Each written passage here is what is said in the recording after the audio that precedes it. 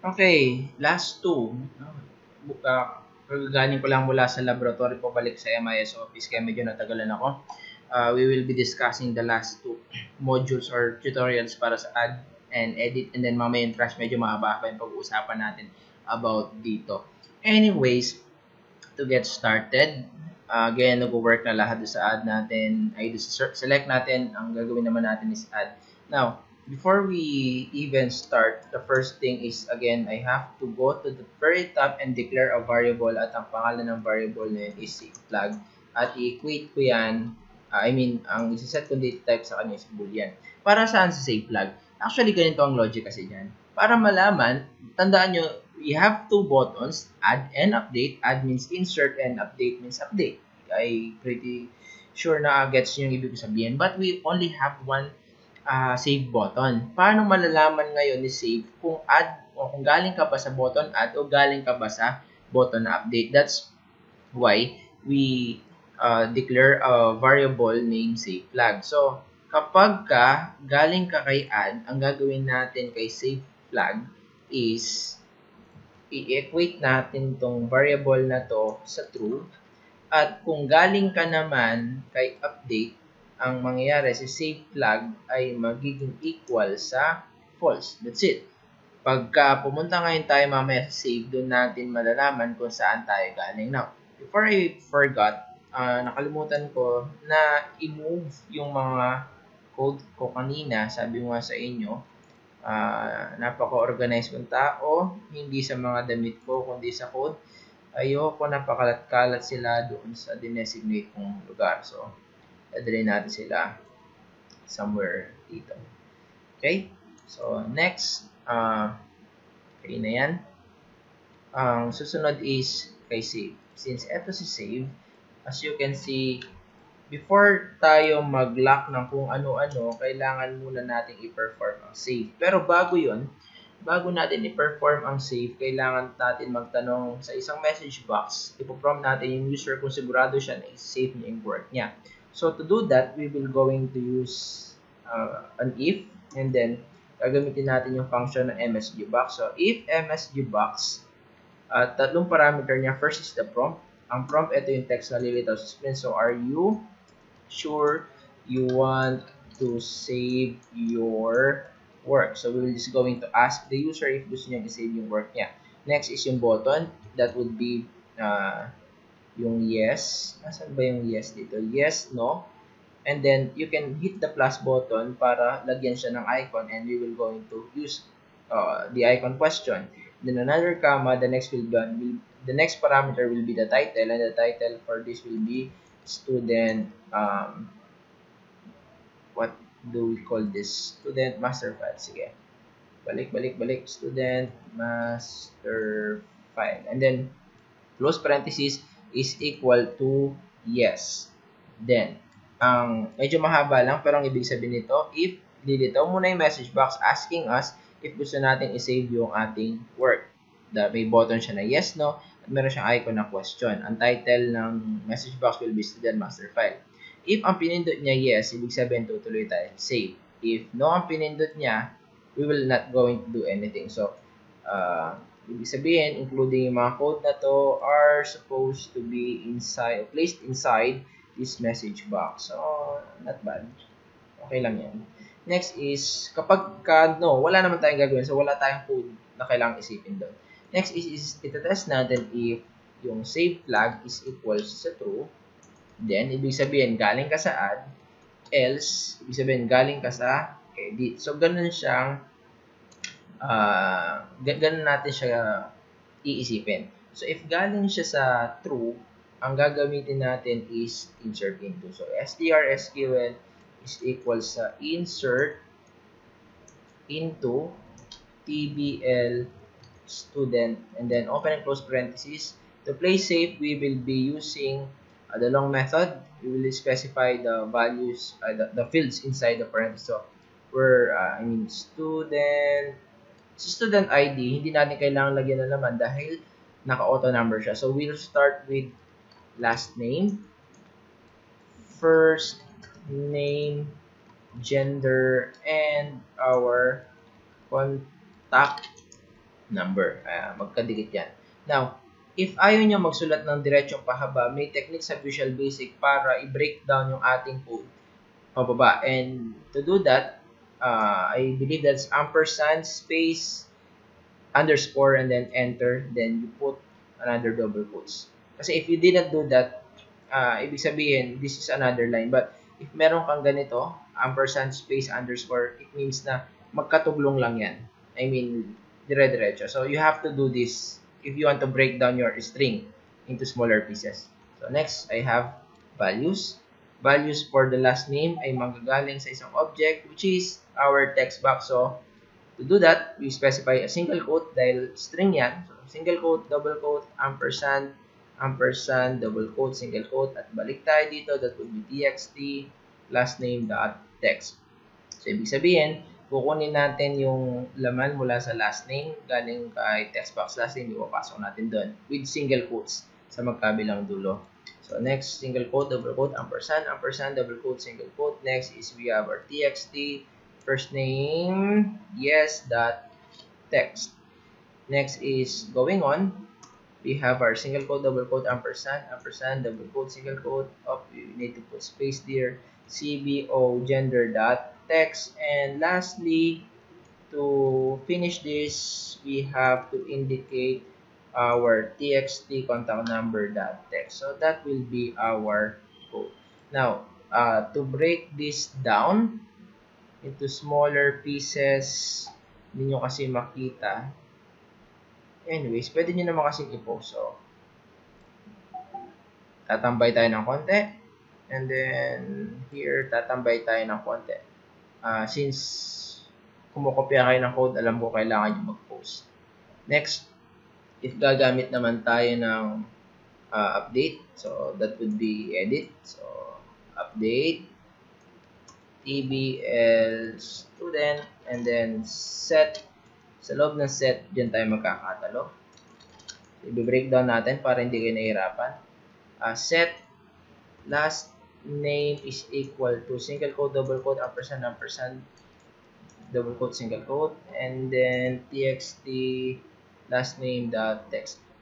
Sir, wala naman akong gustong palitan sa last name. Bakit?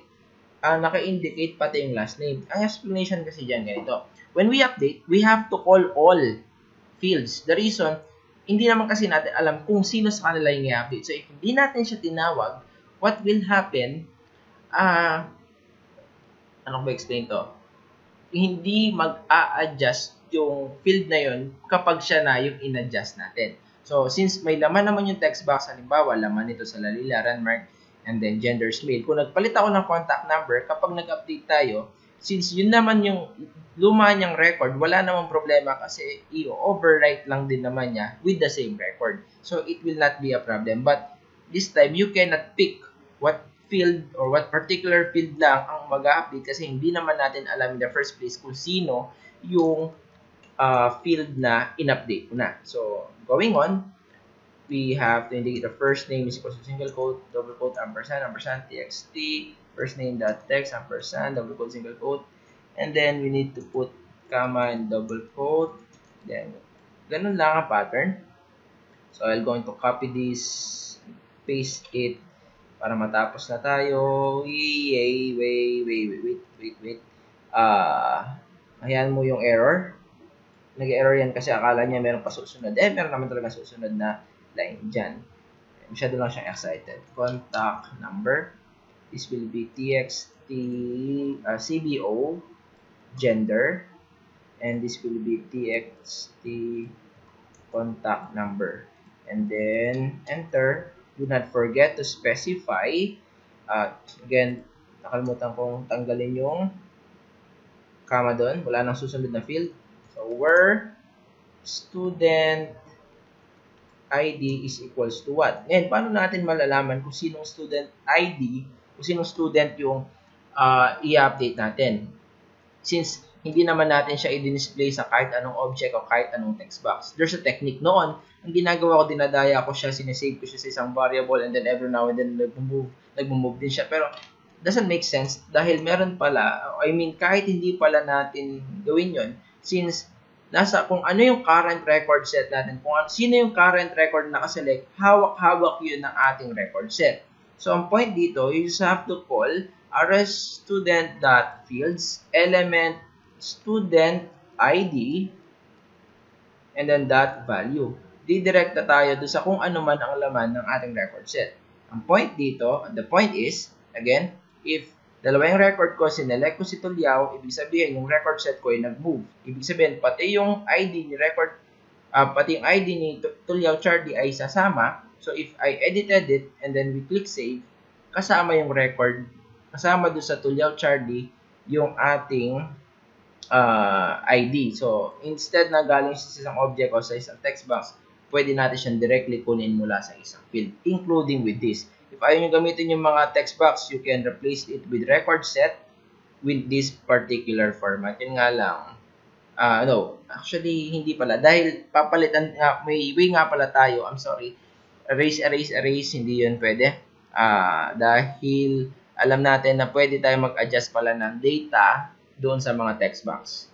Kasi pre-existing data yung nasa record set. But sa ID, it's applicable, no? Since hindi naman natin ine-edit yung record ng ID. So, since meron na akong insert into at meron na akong update, ang kulang ko na lang ngayon is bumalik sa aking support function at gawin yung pinaka-last module at ito yung last sub-procedure na taga-execute ng ating mga SQL command. Do that. Public sub, execute record, and then by val, isang parameter lang ang kukunin natin mula sa function. At yun ay ang string. Hindi natin kailangan ng record set dahil wala naman hahawakang data dahil one way lang naman ng insert at ang update papunta lang. Wala siyang record na kukunin pabalik. So to do this, we use again the with function, this time dbcon. So tatlong parameter at tatlong property ang kailangan i-configure. Una, si begin trans method. Next is execute. Anong balak mong ipa-execute? Kung ano man na nasa loob ng strSQL.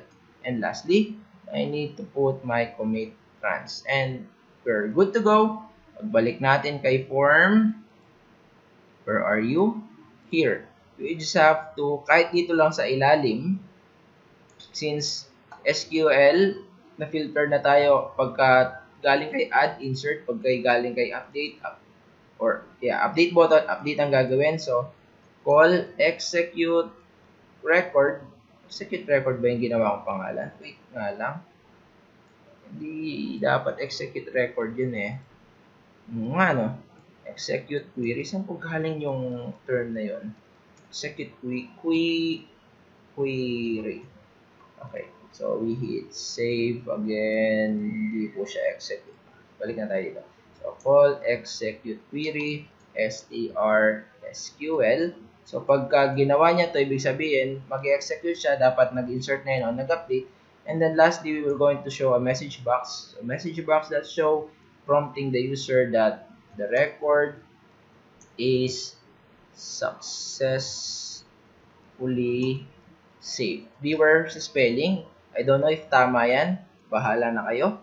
I'm sorry. But I mean, yeah. You correct whatever is wrong dun sa aking spelling. So, the title is student master file. Ito po yung title ng ating message box.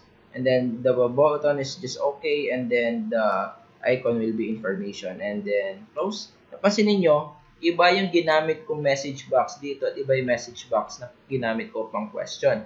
The reason is, honestly, this is a new message box sa Visual Basic 2008. This is the old message box that I used sa 6.0. So, ginagamit ko yung old message box sa 6.0 to fetch results, which is yes or no. Hindi ako marunong gumamit ng ibang message box. Hindi ko alam gamitin yung bagong message box function ng .NET. I only know that when displaying static messages, which is this example. But if you want to get the result, for example, you press yes, you press no, and I still use the old method, which is MSG box. So, if makakahanap kayo ng code na alternative para doon, please feel free. You can always use other code maliban doon. So, if i-run natin to, I believe tama na to. First, we will going to add another record. So, for example, we have Bayani. Ronaldo, gender is male, contact number 09. Oh, hindi ko nalagay yung property niya na max length. Anyways, wala na lang natin. 10, 10, 10, 10, 10, 10, 10, 10, 10. Yeah.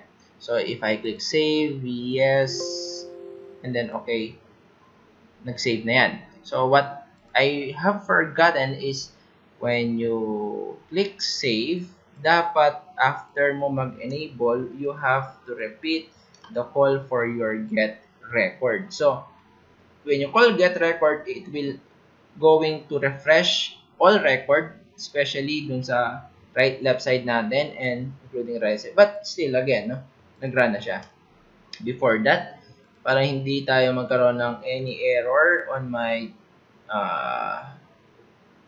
I'm going to set the max length and that would be 11. Sige. So, next. Add pa tayo ng isa, no? Para makita nyo naman kung paano siya lilitaw. Add, for example, Sanchez, Carolina.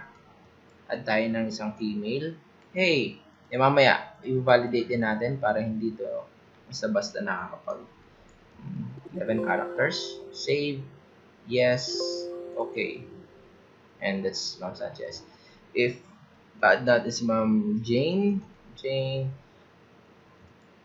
Female number will be, if I click save and then no, nothing will happen. If I click cancel, it will be, oh, when you hit cancel, may konti pa akong kailangang ayusin. When you hit cancel, dapat ay tatawagin din natin ang getrec. Ilo-load natin yung previous state bago siya nag-add or nag-update. Next, subukan natin yung update. Yeah, pero i-repeat natin yung kanina para mapatunayan natin na pag nag-cancel ka, magbabago siya. Magbabalik siya sa normal. So, next, i-update natin si Ma'am.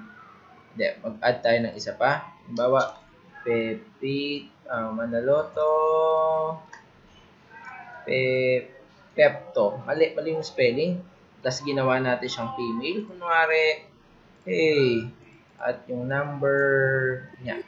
When you hit save, yes, okay. And then if you want to edit this, just click update. Adjust natin si Pepto. Gawin natin Pepito. At babalik natin siya sa mail. Supposedly, these two fields will update. Click yes. No, clicking no will make nothing. Sorry for the term. I'm not an English teacher. You click yes and click OK, and Pepito mail, it was updated. So, that's all for the add and edit. Ang natitira na lang natin is yung delete or the trash. Noon, delete, nagkaroon ng remove, nagkaroon ng archive, and I prefer the term trash. I don't know if you can pick your own term, but for now it will be trash. So, last topic tayo sa susunod na tutorial. Post po na tayo ngayon, and I will going to save this video. So, see you later, alligator.